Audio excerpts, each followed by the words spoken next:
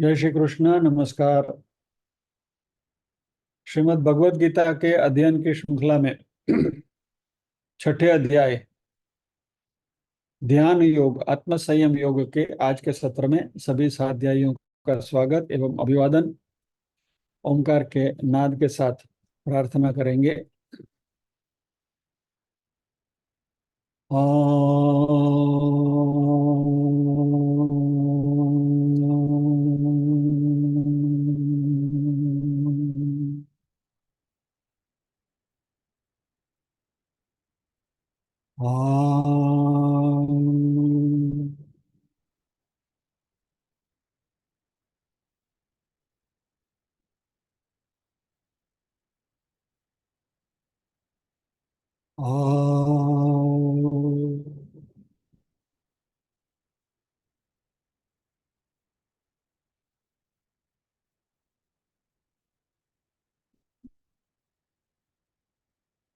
वक्रतुंड महाकाय सूर्यकोटि समप्रभ निर्विघ्नं कुरु मे देव सर्वकार्येषु सर्वदा। या कुन्देन्दु तुषारहार धवला या शुभ्रवस्त्रावृता या वीणावरदण्डमण्डितकरा या श्वेतपद्मासना या ब्रह्माच्युतशङ्कर प्रभृतिभिर्देवैः सदा वन्दिता सा मां पातु सरस्वती भगवती निःशेषजाड्यापहा। वसुदेवसुतं देवं कंसचाणूरमर्दनं देवकी परमानन्दं कृष्णं वन्दे जगद्गुरुम्। ॐ सहना भवतु सहनौ भुनक्तु सह वीर्यं करवावहै तेजस्विनावधीतमस्तु मा विद्विषावहै। ओम शांति शांति शांति। यत्र योगेश्वर कृष्णो यत्र पार्थो धनुर्धरः तत्र श्रीर्विजयो भूतिर्ध्रुवा नीतिर्मतिर्मम।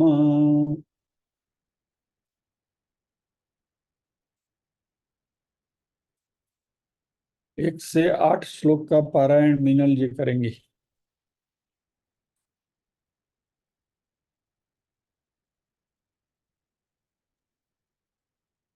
जय श्री कृष्ण। हम्म।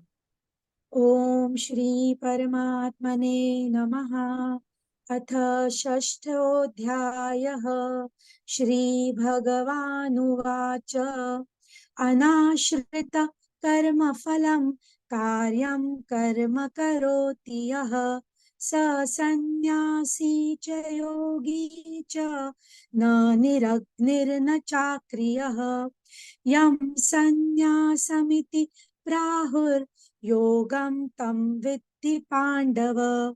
न यः सन्न्यस्तसङ्कल्पो योगी भवति कश्चन।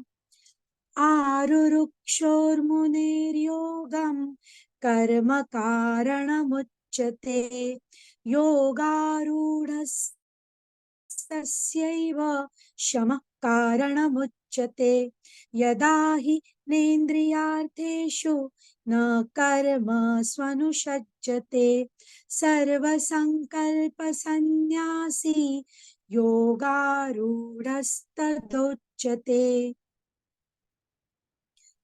उद्धरेदात्मनात्मानं नात्मानमवसादयेत् आत्मैव ह्यात्मनो बन्धुरात्मैव रिपुरात्मनः बन्धुरात्मात्मनस्तस्य येनात्मैव येनात्मैवात्मना जितः अनात्मनस्तु शत्रुत्वे वर्तेतात्मैव शत्रुवत् जितात्मनः प्रशान्तस्य परमात्मा समाहितः शीतोष्ण सुखदुःखेषु तथा मानापमानयोः ज्ञानविज्ञानतृप्तात्मा कूटस्थो विजितेन्द्रियः युक्त इत्युच्यते योगी समलोष्टाश्रमकाञ्चनः। सॉरी सर, 8वें में थोड़ा सा ये हुआ, प्रैक्टिस नहीं है तो। ज्ञान विज्ञान तृप्तात्मा कूटस्थो विजितेन्द्रियः युक्त इत्युच्यते योगी समलोष्टाश्म कांचनः। जय श्री कृष्ण। जय श्री कृष्ण। और 7वें श्लोक के दूसरे लय में शीतोष्ण सुख दुखदा में शी दीर्घ है, शीतोष्ण सुख दुखदा। ओके, ओके सर, जय श्री कृष्ण। जय श्री कृष्ण।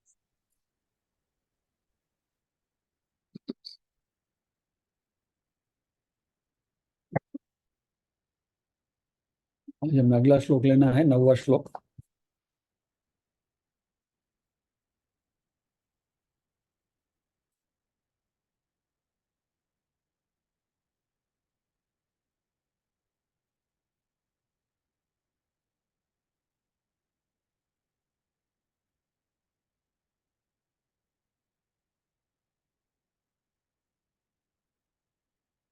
उसको मैं अलग से स्टेम नहीं कर पाया हूँ, तो राम सुखदास जी की किताब से, साधक संजीवनी से उसको देखेंगे।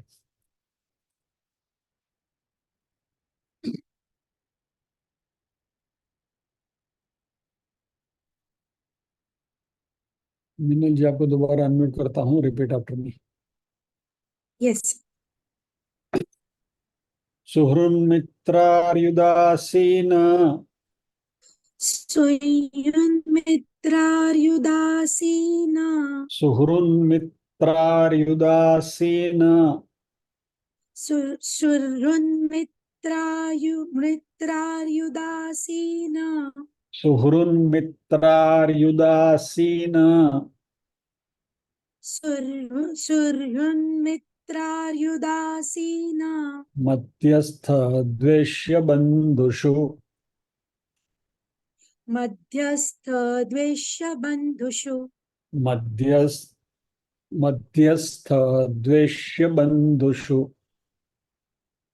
मध्यस्थ द्वेष्य बन्धुषु साधुष्वपि च पापेषु साधुष्वपि च पापेषु साधुष्वपि च पापेषु साधुष्वपि च पापेषु समबुद्धिर्विशिष्यते समबुद्धिर्विशिष्यते समबुद्धिर्विशिष्यते। समबुद्धिर्विशिष्यते। एक बार पूरा श्लोक में बोलता हूँ, फिर आप दोहराएंगी 2 बार साथ में। सुहृन्मित्रार्युदासीन मध्यस्थ द्वेष्य बंधुषु साधुष्वपि च पापेषु समबुद्धिर्विशिष्यते। 2 बार साथ में।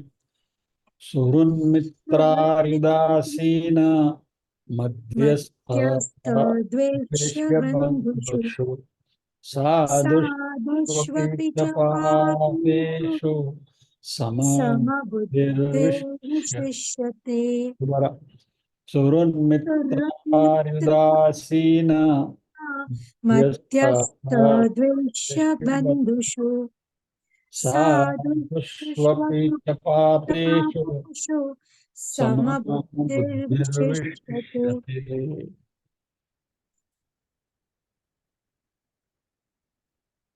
एक बार। Thank you Manoj. जय श्री कृष्ण।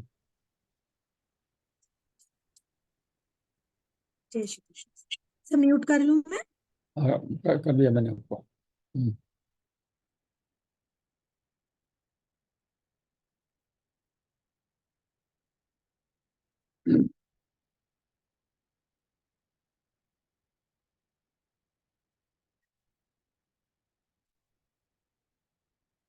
अगले श्लोक के ऊपर जरा एक दृष्टिपात कर लेते हैं इस श्लोक में जाने से पहले।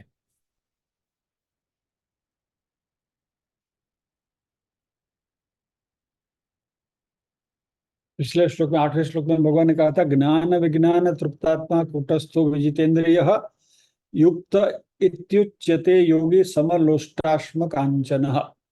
बराबर, हमने लास्ट टाइम बात करी थी कि वस्तुओं में समबुद्धि जिनकी है वह जो ज्ञान और विज्ञान से तृप्त है, जो कूटस्थ है यानी स्टेडफास्ट है, जिसने अपनी इंद्रियों के ऊपर विजय प्राप्त किया है, ऐसा जो युक्त व्यक्ति है उससे योगी कहा गया है।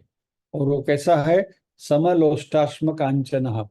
लोष्ट यानी मिट्टी का ढेला, अश्म यानी पत्थर, और कांचन यानी स्वर्ण। यानी मिट्टी का ढेला, पत्थर और सुवर्ण, सभी में वो समत्व बताता है। ये वस्तु में समत्व की बात हुई थी। इसका सेंट्रल पॉइंट ये था कि व्यवहार में वस्तुएं अलग अलग हैं, सबकी कीमत अलग अलग होती है।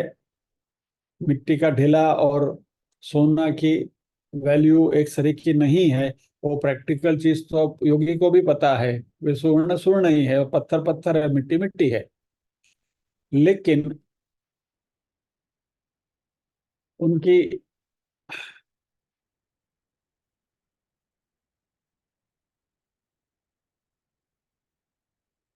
जो डिपेंडेंसी है, उनके पर आधार रखने की जो दृष्टि है वह सेम है। यानी कि ऐसे व्यक्ति के लिए मिट्टी का ढेला हो, पत्थर हो या तो स्वर्ण हो, हमारे लिए इनका मायना अलग अलग है। Our value of safety is much more with gold. सोने के साथ हमारे सेफ्टी का आधार, यानी उसके ऊपर आधार रखने के लिए घर में सोना पड़ा है तो वांदा नहीं है, लेकिन घर में इतनी मिट्टी पड़ी है तो उसका कोई काम नहीं है। यानी कि हम जो संसारी लोग हैं वह हमारा उसके ऊपर जो आधार है, वह आधार सिक्योरिटी हमारे रहता है। Let me put it this way, हमारी सिक्योरिटी का जो एहसास जो में होता है वो स्वर्ण के साथ ज्यादा होता है, पत्थर के साथ कम होता है। पत्थर के साथ कम कैसे होता है? यानी कि मानो कि आप मिट्टी के झोपड़े में रह रहे हो और फ्लैट में रह रहे हो, तो your level of safety is different. लेकिन जो योगी है उसके लिए, वह झोपड़ी में रहते हैं या तो फ्लैट में रहते हैं या तो सोने के महल में रहते हैं, उनका जो सेफ्टी का जो अंदाज जो है वह सेम रहता है, उसमें कोई बदलाव नहीं आता। ये हमने वस्तु के विषय में ये 8वें श्लोक में देखा था। अभी 9वें श्लोक में इसी बात को परमात्मा व्यक्ति के रूप में बता रहे हैं।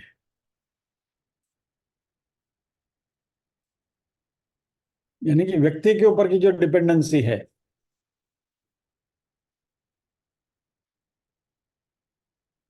तो यहाँ 8 पैरामीटर्स बताए भगवान ने। पहला है सुरुन यानी कि सुहृद, दूसरा है मित्र, तीसरा है अरि यानी कि वैरी, चौथा है उदासीन, पांचवा है मध्यस्थ, छठा है द्वेष्य, सातवां है बंधुषु, फिर साधु और पापी। ये सभी में समबुद्धि रखने वाला मनुष्य है, वह विशिष्ट है, विशिष्यते, वह श्रेष्ठ है। यानी सुहृन, इसकी संधि कुछ ऐसी है, सॉरी संधि अलग नहीं करके रखिए यहाँ। सुहृत इज वन वर्ड, सुहृत। मैं लिखता हूँ, चलिए। सुहृद,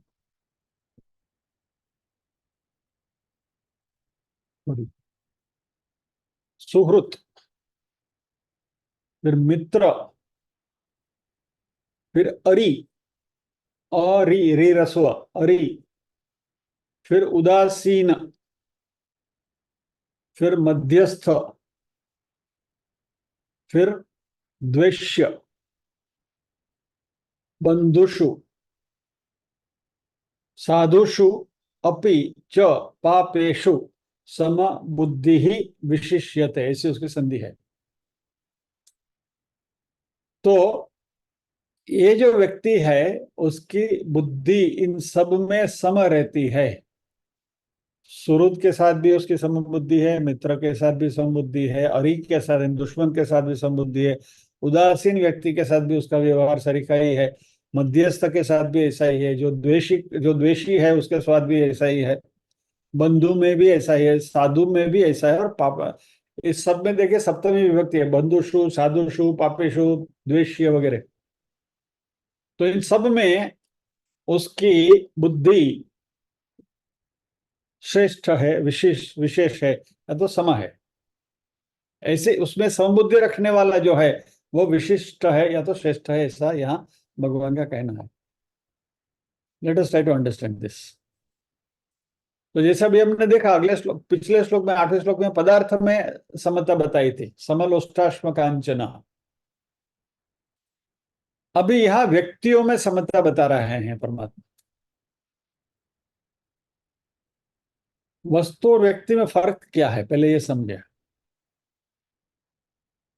वस्तु जो है, लोष्ट, अश्म, कांचन वगैरह जो है, वह अपनी ओर से कोई प्रतिक्रिया नहीं देते, निर्जीव है वो, दे डोंट रिएक्ट। तो उनमें समदृष्टि रखना आसान है। आप जैसे उनको ट्रीट करोगे वो kind of they will accept it. क्या एक्सेप्ट है, उनके पास एक्सेप्टेंस का कोई ऐसा मन बुद्धि वगैरह कुछ है नहीं, बट समझने के लिए कि अब मिट्टी का ढेला पड़ा है, पत्थर पड़ा है, सोना पड़ा है, उसके ऊपर ध्यान ना दे, ठीक है, उसको कोई फर्क नहीं पड़ता, दे डोंट रिएक्ट। लेकिन जीवंत व्यक्ति जो है वो तो वहां से सामने से रिएक्शन आ सकता है। तो वस्तुओं में समबुद्धि रखना बहुत बहुत आसान है, सुगम है। व्यक्तियों में डिफिकल्ट है, क्योंकि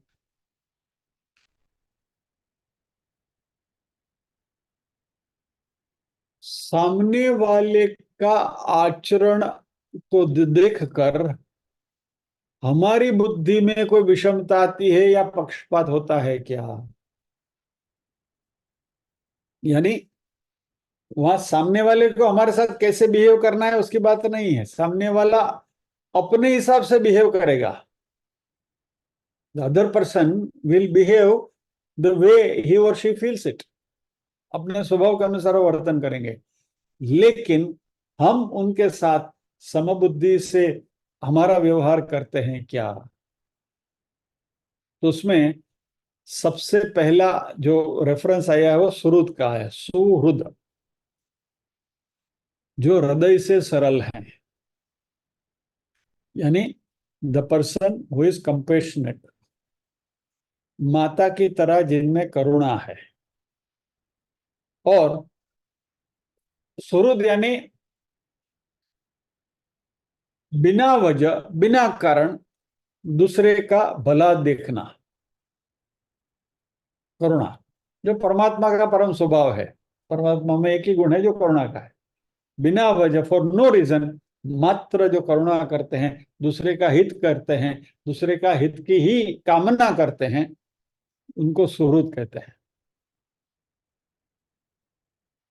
तो सुहृद में वन वे ट्रैफिक, वो हमेशा अच्छा ही करेंगे दूसरे के लिए, सामने कोई भी हो। फिर अभी यहां हम यहां खड़े हैं, हाँ, और सामने सुहृद है। अभी यहाँ जो जो भी डिस्क्रिप्शन आ रहा है वो सामने वाले का डिस्क्रिप्शन है, अपना नहीं है। हम यहीं खड़े हैं जहां है वहां, छठे श्लोक का रेफरेंस देख लिए तो कूटस्थ, बराबर। कूटस्थ यानी स्टेडफास्ट, एरन की तरह एक जगह पर खड़े हैं। अभी हम तो अपनी जगह पर खड़े, सामने वाला पॉइंट नंबर 1, पहले व्यक्ति कौन है? सुहृद है। उसके प्रति हमारा व्यवहार क्या होगा? पॉइंट टू बी नोटेड, दिमाग में रख लीजिए, ये सुहृद है, उसके साथ हमारा व्यवहार। दूसरा है मित्र। मित्र कौन है? जो उपकार के बदले में उपकार करता है, वहां गिव एंड टेक है, दोस्ती है। क्या कोई तुम मुझे पिक्चर दिखाने के लिए लेके जाओ तो मैं भी तुमको पिक्चर दिखाने को ले जाऊंगा। तुम मुझे रेस्टोरेंट में डिनर के लिए ले जाओ तो मैं तुमको कहीं लंच डिनर पे ले जाऊंगा। ये मैत्री है, मित्रता है, यानी आदान प्रदान है जिसमें कि तुम जैसा व्यवहार उससे करते हो वैसा व्यवहार वो आपके साथ करता है, वो मित्र है।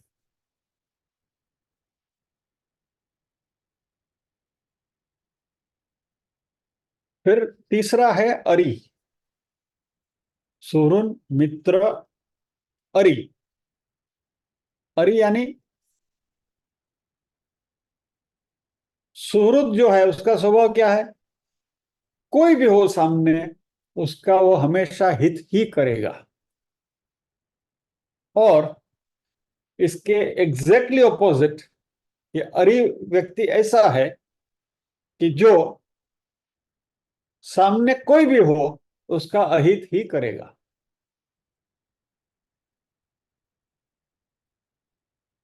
सुहृद है वो भला करेगा, अरि जो है वो उसका बुरा ही करेगा।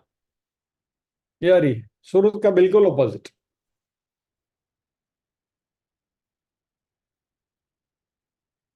यानी अपना स्वार्थ हो न हो कुछ भी हो, ये अरि जो है वह हमेशा दूसरे के लिए तकलीफ ही देता है।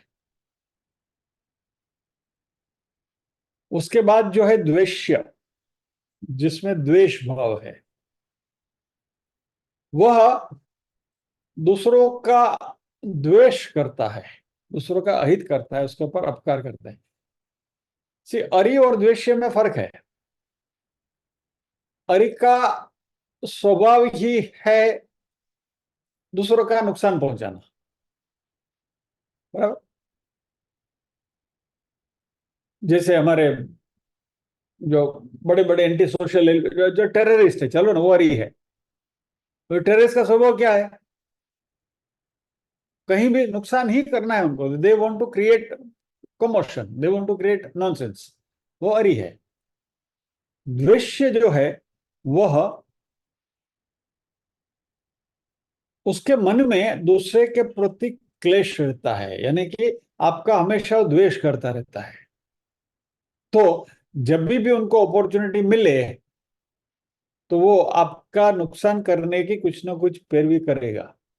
सी we find this type of people in the society, कि जो आपके बारे में भला बुरा कहते हुए फिरते हैं। हाँ, उसके बारे में सुना कि नहीं नहीं वो अच्छा आदमी नहीं है, अरे यार तुम उसके चक्कर में कहाँ पड़ गए, वो तो बकवास आदमी है, उसको पैसा दिया तुमने। ये द्वेष्य। क्या यानी आपका बुरा कैसा हो, आपका अहित कैसा हो, उसके बारे में हमेशा प्रवृत्तिमान रहते हैं। उसके बाद भगवान कहते हैं उदासीन। उदासीन यानी तटस्थ, इनडिफरेंट। दो लोगों के बीच में टंटा हो रहा है, वाद विवाद हो रहा है, मारा मारी जो भी कुछ हो रहा है, वो बैठा बैठा देखता रहता है। जो होना है होने दो, अपना क्या जाता है, नॉट कंसर्न। ये उदासीन है। अभी जो माहौल बनने वाला है, बनने जा रहा है, वेरी सुन इलेक्शन आएगा, मतलब हमको किसी से नहीं पड़ा है, वो नरेंद्र मोदी को जो करना है वो करे, केजरीवाल को जो करना है वो करे, अपने को वोट देना ही नहीं, हम घर में बैठे हैं। ये उदासीन है, इनडिफरेंट, टोटल, जो भी होना है होने दो, बाढ़ में जाए, ये उदासीन है। लेकिन दो व्यक्तियों में विवाद चल रहा है और उस विवाद का सरल उसका उकेल निकले, उसका सॉल्यूशन निकले, उसके लिए जो प्रयत्न करता है उसको मध्यस्थ कहा गया।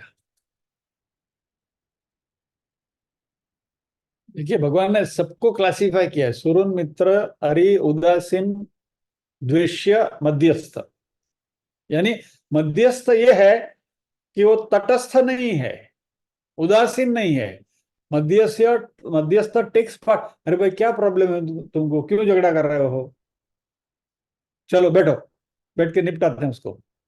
और दोनों को साथ में बात करके, ये करके वो करके उसका सॉल्यूशन निकालता है, उसको मध्यस्थ बोलते हैं।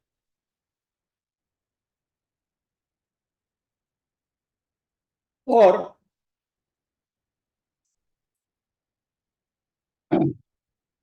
फिर बंधुषु।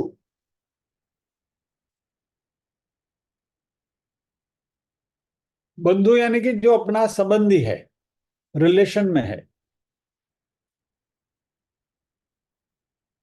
उसके साथ भी इसके जैसा ही व्यवहार करने वाला, मन में कोई विषम भाव नहीं। यानी मान लीजिए कि आप और आपके पड़ोसी हैं, और इत्तेफाक से आपका बच्चा, आपका बेटा या बेटी 12th में है, पड़ोसी का भी बेटा या बेटी 12th में है, दोनों एक ही क्लास में पढ़ रहे हैं। और एक ही क्लास में पढ़ते पढ़ते कोइंसिडेंस भी ऐसा है कि दोनों एक नंबर आगे पीछे होते रहते हैं, first number second number, first number second number, both are scholar, बराबर।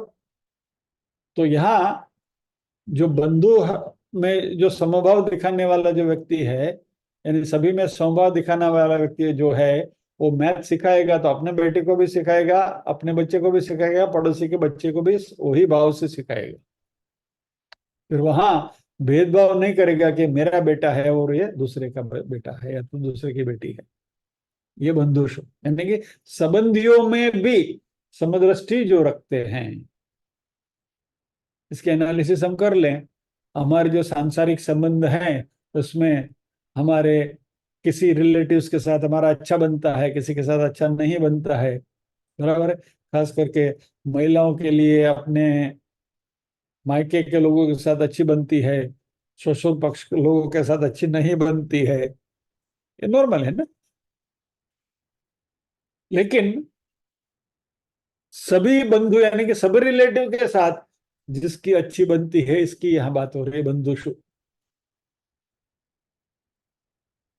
किसी ने गलत काम किया तो अपने अपनों को जिस तरीके से आप दूसरों को जैसे डांटोगे वैसे ही अपनों को भी आप डांटोगे।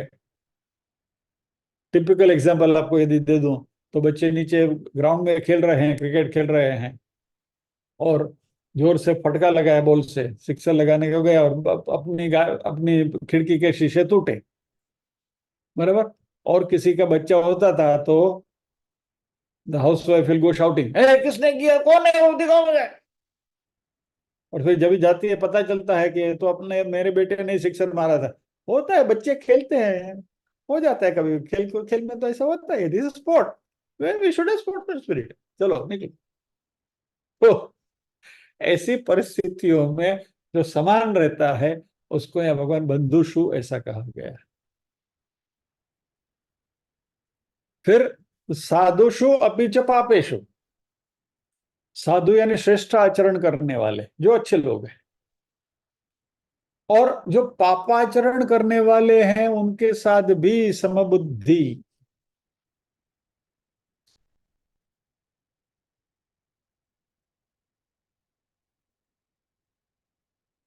यानी यहां ऐसे योगी की बात हो रही है कि व्यवहार में ये सारे व्यक्ति, ये कैरेक्टर वाले, ये सारे कैरेक्टर भगवान ने बताए यहाँ, ये सारे कैरेक्टर्स आपके सामने आते हैं, आपका व्यवहार एक सरीका होता है।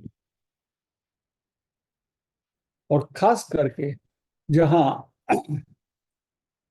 हमारी विषम बुद्धि होने की शक्यता ज्यादा है, वहां हमें खास चौकन्ना रहना है कि भाई we have to be very very careful in our behavioural pattern.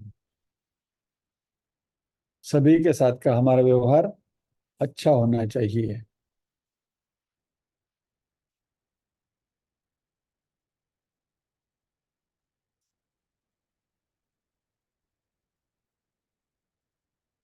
अच्छा, अभी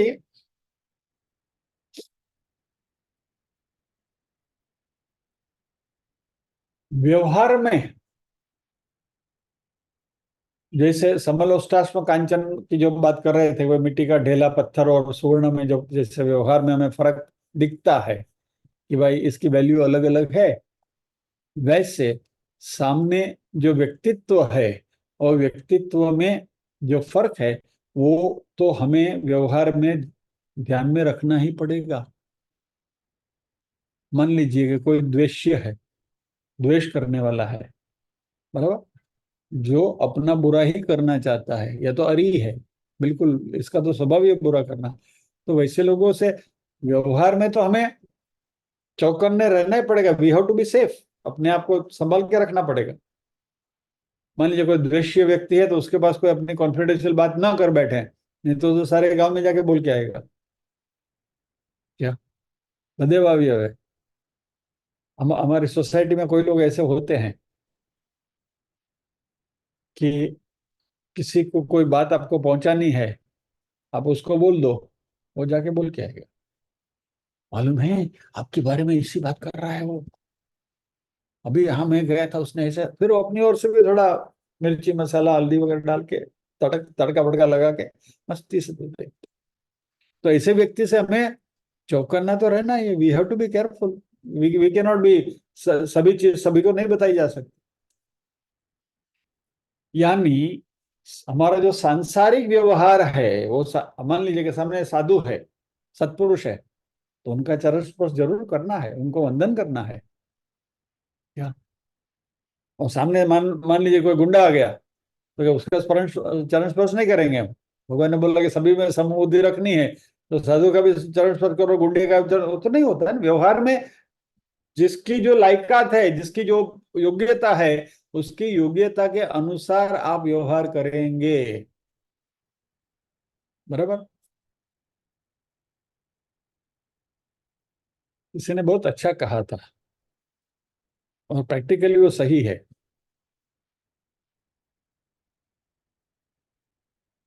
कोई भी सास कभी भी ऐसी गलतफहमी न कर बैठे कि मेरी बहू मेरे साथ बेटी की तरह व्यवहार करेगी। Next to impossible. I repeat this sentence again. कोई भी सास ऐसी गलतफहमी कभी भी न करे कि मेरी बहू, मेरी पुत्रवधू मेरे साथ मेरी बेटी के जैसा व्यवहार करेगी। इम्पॉसिबल। यानी व्यवहार में ये जो सूक्ष्म फर्क है, वो फर्क हमें ध्यान में रखना ही है। और हमारा व्यवहार भी इसी तरीके से चलता है। इसी को तो संसार बोलते हैं, हम संसारी हैं भैया। तो संसार की जो गतिविधियां हैं, उससे हम अलिप्त नहीं रह सकते, हमें उदासीन नहीं होना है। लेकिन तो फिर फर्क क्या है, तो रोगानिया कहना क्या चाहते हैं।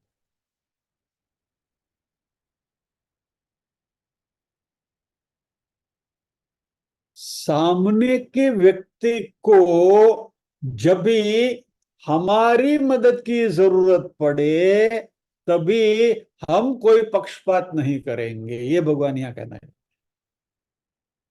उनकी सेवा करनी है, उनके उपयोग में हमें आना है, उनकी तकलीफ में हमें उनको मदद पहुंचानी है। तो इनमें से सोरुन मित्र उदासी ने सामने कोई भी हो, हमारा व्यवहार सेम सिमिलर होना चाहिए।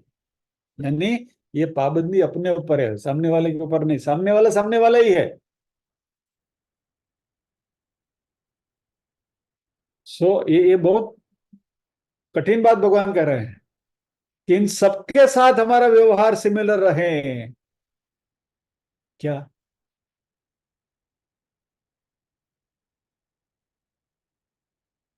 और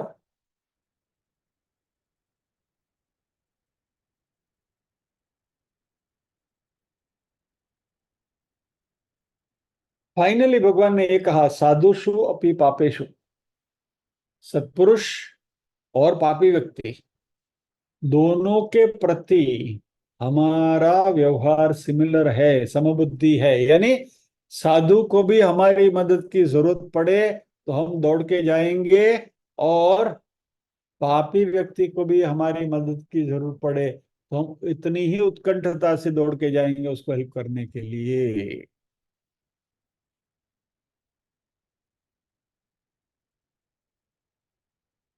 तो यहाँ आचरण की बात मुख्य बताई। क्या? जो श्रेष्ठ आचरण करने वाले हैं इन दोनों में समता हो जाएगी, और साधु पुरुष जो हैं उसमें समभाव होना बहुत आसान है, लेकिन पाप कर्म करने वाले में भी सद्भाव होना वह मुश्किल है। उसके लिए एक कहानी हमको बचपन में सुनाई जाती थी, आप सबने सुनी है, लेकिन इस पॉइंट को क्लियर करने के लिए कहानी मैं आपको दोबारा सुनाता हूँ। एक साधु थे, नदी में स्नान कर रहे थे, और उन्होंने देखा कि एक बिच्छू तैरते हुए जा रहा है। साधु ने अपने हाथ से अंजलि से बिच्छू को उठाया, और बाजू में जो पत्थर था वो पत्थर के ऊपर उसने उसको रख दिया। लेकिन जैसे ही साधु ने बिच्छू को उठाया, बिच्छू ने उसको काटा, दंश दिया। साधु ने उसको पत्थर पे रख दिया। अभी पानी का बहाव आया, वापस बिच्छू पानी में आ गया, तैरने लगा।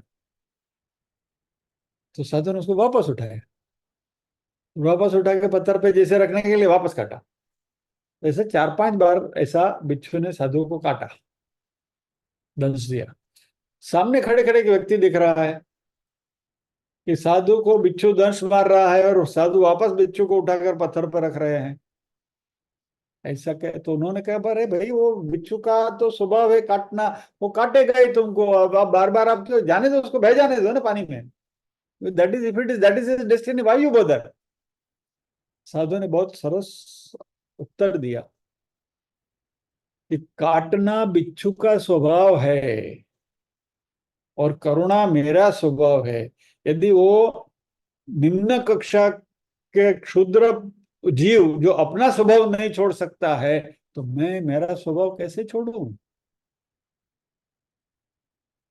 बस इसी की बात भगवान यहाँ कर रहे हैं कि सामने वाला कैसा भी हो, उसका स्वभाव, that is his nature, that is that person's nature, उसकी पर्सनालिटी है वो। That person is suppose to behave like that only, but that doesn't mean that I should be bad. मैं अच्छा हूं तो मैं अच्छा ही रहूंगा, या तो रहूंगा। यानी ये सद्भाव हमेशा सभी के साथ बने रहना जरूरी है। यानी कि इन सभी में हमारी समबुद्धि होगी तो भगवान उनको श्रेष्ठ कहा है। समबुद्धि विशिष्यते, विशिष्यते यानी कि श्रेष्ठ है।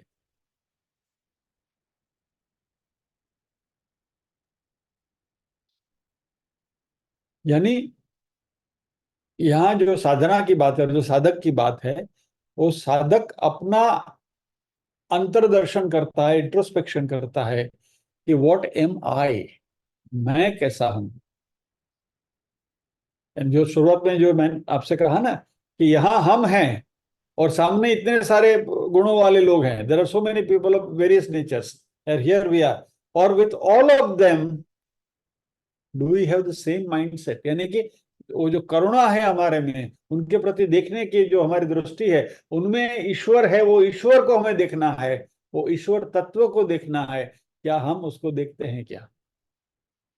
साधु में हमें ईश्वर दिखे और शैतान में न दिखे, तो देन हम इस डेफिनेशन में फिट नहीं बैठते हैं।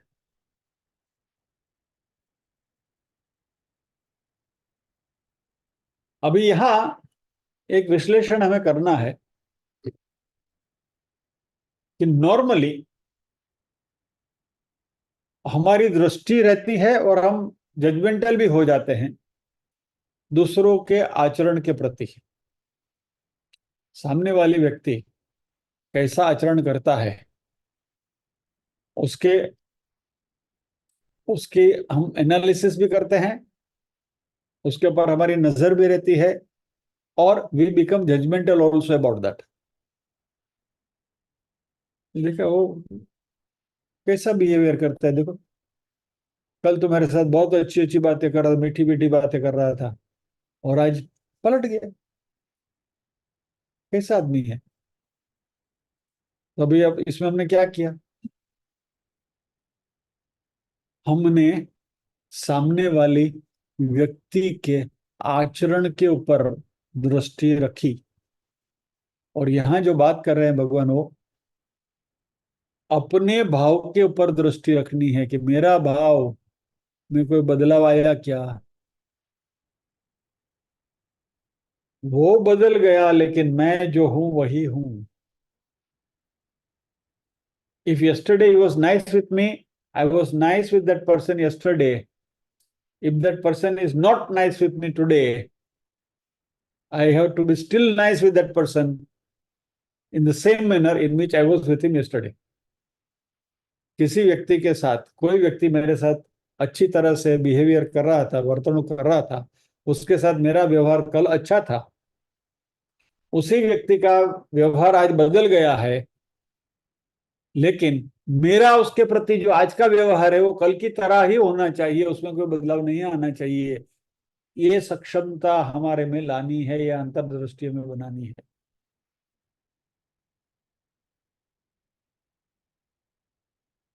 इसमें एक बहुत बहुत बड़ी बात राम सुखदास जी कर रहे हैं, समझने जैसी है। साधक संजीवनी में जो लिखा है, मैं उसको मार्क करके लाया हूं। I just read out as it is, then will understand this. दूसरों के आचरणों पर दृष्टि रहने से जिस दृष्टि से अपना कल्याण होता है, वह दृष्टि बंद हो जाती है और अंधेरा हो जाता है।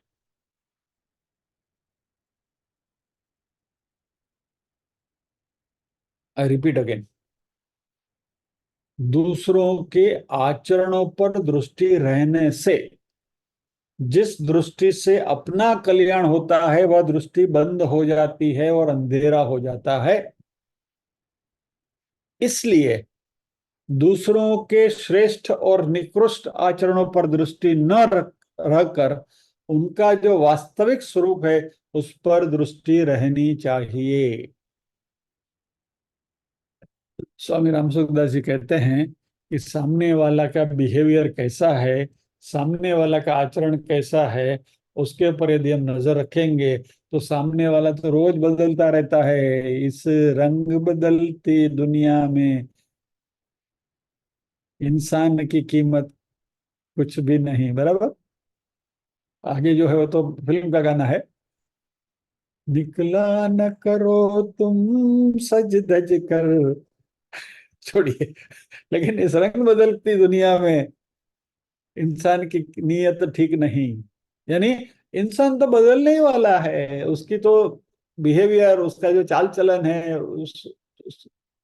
सब कुछ बदलते रहने वाला। लेकिन उसकी बदलती हुई बिहेवियर, वर्तणूक है, उसके ऊपर यदि हम दृष्टि बनाए रखेंगे तो उसके अंदर जो परमात्मा बैठा है वहां से हमारी दृष्टि हट जाएगी।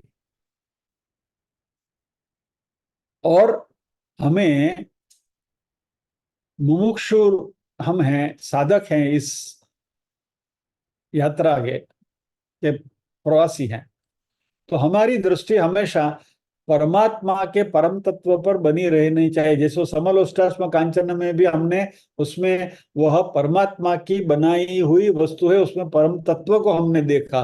वो फिर सोना हो, मिट्टी हो, पत्थर हो, उसमें वह परमात्मा का ही स्वरूप है, बराबर। अभिन्न निमित्तोपादान कारण, जो भी कुछ इस विश्व में बना है वो सब परमात्मा ने ही बनाया है, और परमात्मा का ही स्वरूप है उसमें। भगवान ने अभी 15वें अध्याय में हमने देखा था ना, 7वां श्लोक, मम एवांशो जीवलोके जीवभूत सनातन, मम एव अंशः जीवभूते। ये सारी सृष्टि में जो भी कुछ है उसमें मेरा ही अंश है, वो परमात्मा के उस अंश को हमें हमेशा देखते रहना है। यानी सामने वाली व्यक्ति के आचरण के ऊपर हम दृष्टिपात करते रहेंगे, and if you become judgemental of that, that is going to change every day. और हमारे सामने मानो कि रोज बरोज के हमारे व्यवहार में रोज 40-50 लोगों के साथ हम व्यवहार करते हैं, और 50 लोगों की बिहेवियरल पैटर्न बदलती रहती है, और उन सबके ऊपर उनकी बिहेवियर के ऊपर हम दृष्टि करते रहेंगे, तो उनके अंदर जो परमात्मा का परम तत्व है वहां से हमारी दृष्टि हट जाएगी। तो सभी में हमें वही परमात्मा को देखने की आदत डालनी है, क्योंकि आचरण बदलते हैं, परमात्मा का स्वरूप नहीं बदलता। That is always study.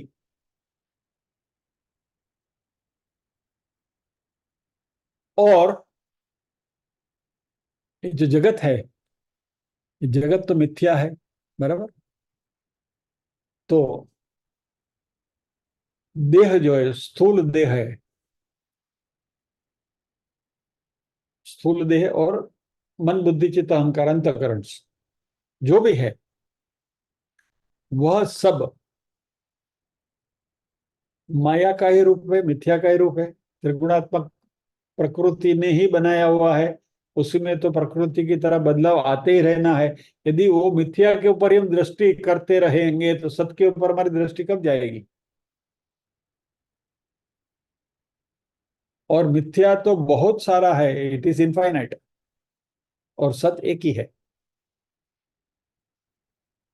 तो व्हाट इज इजियर,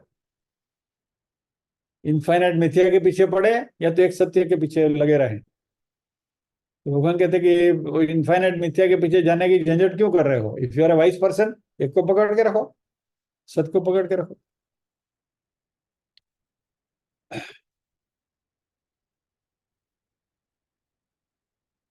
और अशुद्ध आचरण पर जिसकी दृष्टि ज्यादा रहती है, उसका तो पतन होना ही है।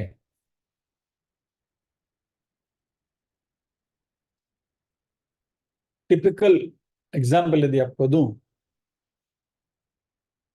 तो जो चुगली करने वाले लोग हैं, उनका स्वभाव जो है, वह हमेशा दूसरों के अशुद्ध आचरण को ही देखते हैं, और वो स्वयं चुगलीखोर लोग जो होते हैं, they always look at your negativity only. आप में जो क्षतियां हैं वही ढूंढते फिरेंगे और उसकी चुगली करते रहेंगे। "हाँ, इसका ऐसा है, उसका ऐसा है, उसका ऐसा है, ये ऐसा है, ये ऐसा है, वो ऐसा है।"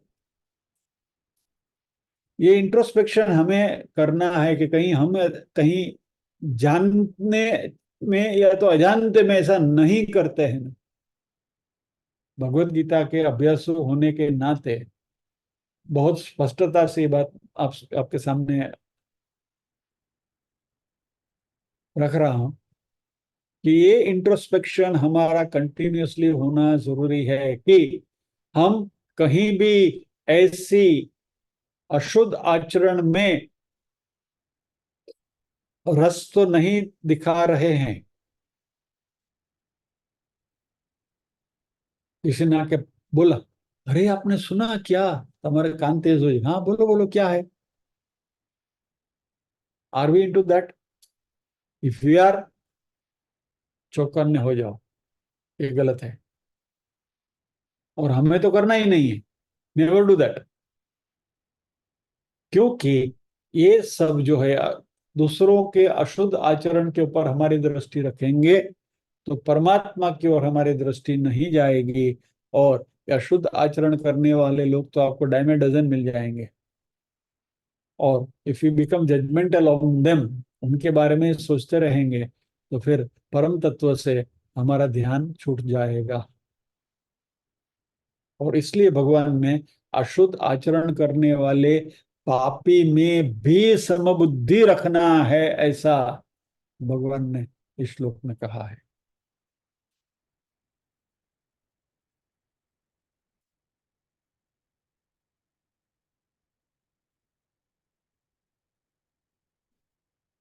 भगवत गीता में भगवान ने बार बार ये बात करी है समता की, समबुद्धिर विशिष्यते। और यदि ऐसे समबुद्धि आ गई तो फिर हमारे में सद्गुण, सदाचार अपने आप आ जाएंगे, क्योंकि हमारे सोचने की दृष्टि ही ऐसी बन जाएगी कि we will always think of good things. हम अच्छी चीजों के बारे में ही सोचेंगे, उसी की हमें आदत बन जाएगी अच्छा देखने की।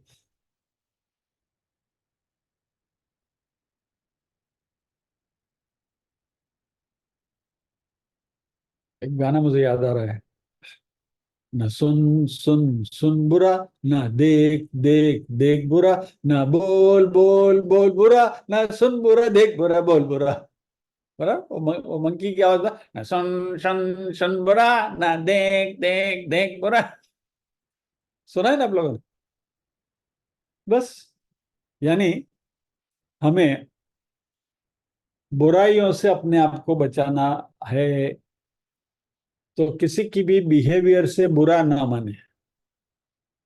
अपना एक स्वभाव बन जाना चाहिए, मुझे बुरा लगता ही नहीं कुछ भी बोलो, મને ખોટું લાગે જ नहीं। कुछ हद तक ये मैंने आत्मसात करने की कोशिश करी है। कुछ भी, कोई कोई भी कुछ भी कहे, I I don't take the cognizance of it. बुरा लगता ही नहीं अपने को, ठीक है, उसने बोल दिया बोल दिया। किसी का बुरा न करे, स्वप्न में भी किसी के बारे में बुरा न सोचे। Never think bad about anybody, कभी भी।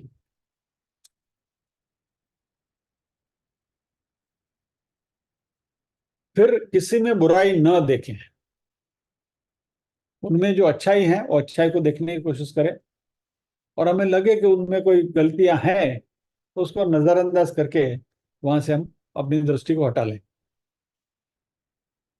किसी की बुराई न सुने, चुगली न सुने, हम खुद भी चुगली ना करें और दूसरे की चुगली को सुने भी नहीं। इन बातों के ऊपर यदि ध्यान करेंगे तो हम में से बुराइयां निकल जाएंगी अपने आप।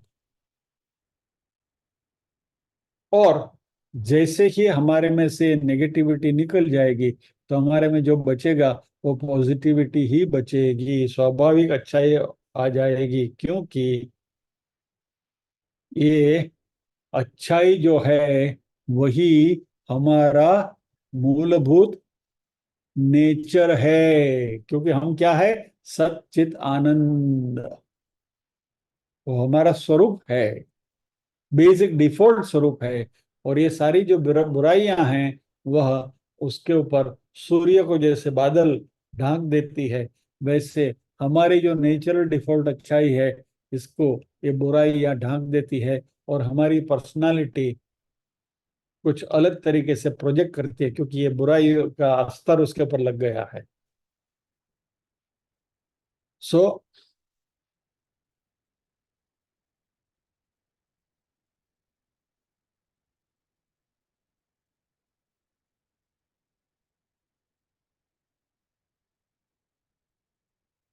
हम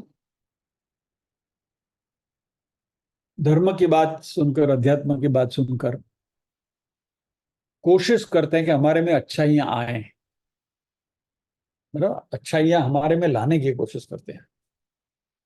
अभी इस बात को जरा इस एंगल से देखना।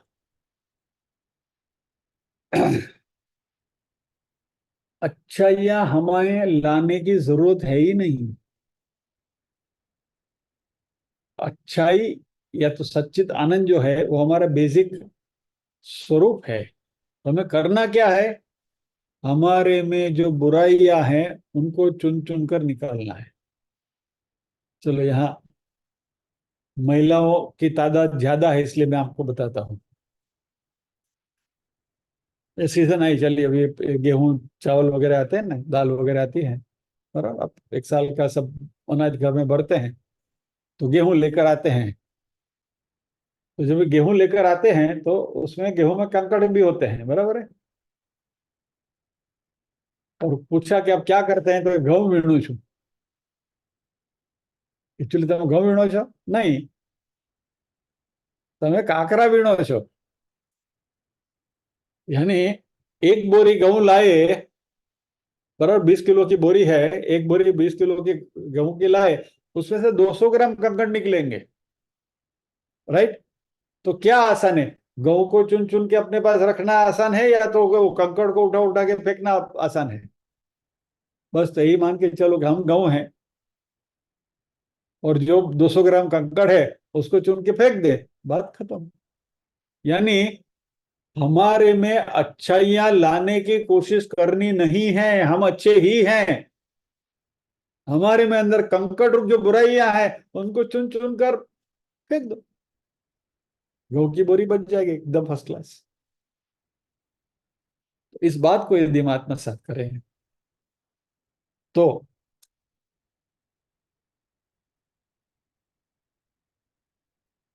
क्योंकि खास करके जिस लेवल पर भगवान हमें पहुंचाना चाहते हैं, बराबर, उस लेवल तक जाने के लिए मान लीजिए वही 20 किलो की बोरी है, चावल की है, ओके, चोखानी बोरी है, उसमें आपने चुना लेकिन फिर भी कुछ कंकड़ बच गए, और आपने उसका भात पकाया, राइस पकाया, उसमें से कहीं भी कंकड़ आ गया, कटक करके आएगा. यानी इन अच्छाइयों के बीच में भी एक भी बुराई है तो मैग्नीफाई होकर सामने आएगी. एग्जाम्पल मैं इसलिए यहां दे रहा हूं कि हमारे सामने सारी गृहिणियां बैठी हैं, तो इनके लिए समझना आसान हो जाएगा कि ये चावल में कंकड़ जो आता है वो फौरन उसका आपको ये प्रतीत होता है कि अरे पत्थर आया, कंकड़ आया. सो हमारे में अच्छाई कितनी भी हो, लेकिन ये कंकड़ रूपी दो चार बुराइयां भी रह गई तो भी वो कहीं ना कहीं अपना प्रभाव दिखाएंगी.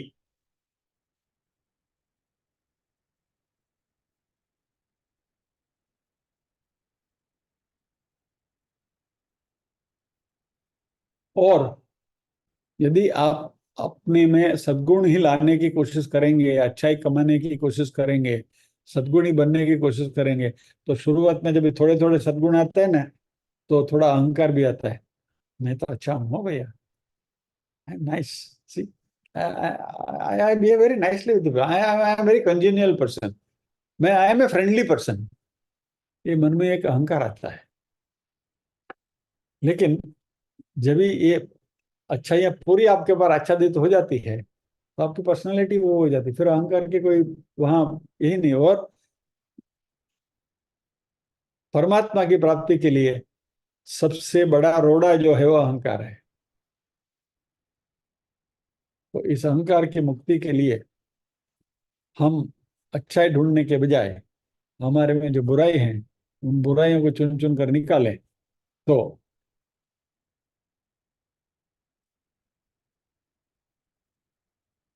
अच्छा. चलिए एक छोटा सा उसमें रिस्पॉन्स आया है, उसको देख लेते हैं. But people specially kids take us for granted if we let them say anything and not react. शुरुआत में जो बात करी वो बात आपने नजरअंदाज कर ली है जिन्होंने ये लिखा है वो. व्यवहार में जिसके साथ जैसे व्यवहार करना है वैसा ही करना है, साधु के चरण पर स्पर्श करना है और टेररिस्ट को गोली मारनी है. सो यदि बच्चा कुछ शैतानी करता है और उसको दंड देना आवश्यक है तो दंड देना ही पड़ेगा. ये व्यवहारिक विवेक है, उसको चूकना नहीं है. अब हम संसार में हैं, यानी संसार के जो नीति नियम है उसका तो हमें पालन करना ही है. As a parent whatever you are suppose to do you will do it. लेकिन मन में उनके प्रति किसी भी प्रकार का कुभाव नहीं होना चाहिए. That is what we are trying to understand. यानी सद्भाव रहना है. सामने कोई भी व्यक्ति हो, दंड देना है तो दंड देंगे जरूर, डेफिनेटली. लेकिन we will not carry anything bad about them. उनके बारे में हमारे मन में किसी भी प्रकार का द्वेष या तो किसी भी प्रकार का ये नहीं होगा. ये अच्छा इस प्रकार की है. नहीं तो लोग हमें दिल दिल टिकट फॉर ग्रांटेड, अरे भाई इसको तो कुछ भी करो चलता है, वो तो बुद्धू है। ठीक है, नहीं, we don't need to go to.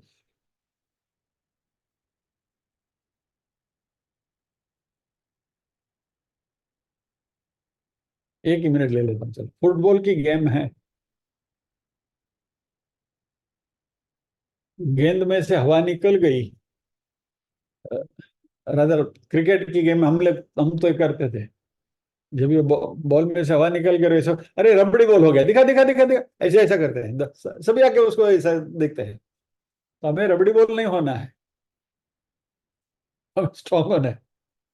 यानी कहने का तात्पर्य यह है कि संसार में जिसके साथ जो भी, इसलिए तो अगले श्लोक का रेफरेंस के साथ हम आए हैं, समलोष्टास्म कांचना। ऐसे ही यहाँ व्यक्तियों के साथ भी हमारा व्यवहार सिमिलर होना चाहिए। यानी this is the internal behaviour of ours vis-a-vis the opposite person. और ये अच्छा है हमारे में जब भी आती है और हम अच्छे हो जाते हैं। और रामसुख, एक ही मिनट लेता हूं मैं, रामसुखदास जी ने एक बहुत बड़ी बात कर दी है, जो जिसका जिक्र किए बिना अधूरा रह जाएगा। कि जब भी इतनी अच्छाई हमारे में आ जाएगी तो सृष्टि के द्वारा हमारा जीवन निर्वाह होता है, हमें अपने जीवन निर्वाह करने की फिक्र करनी नहीं पड़ती है।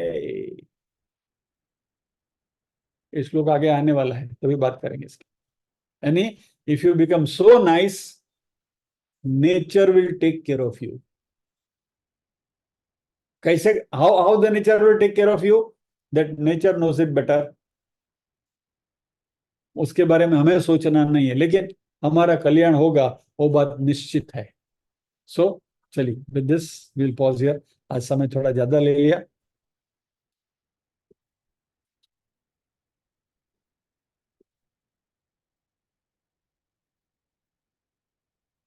प्रार्थना करेंगे।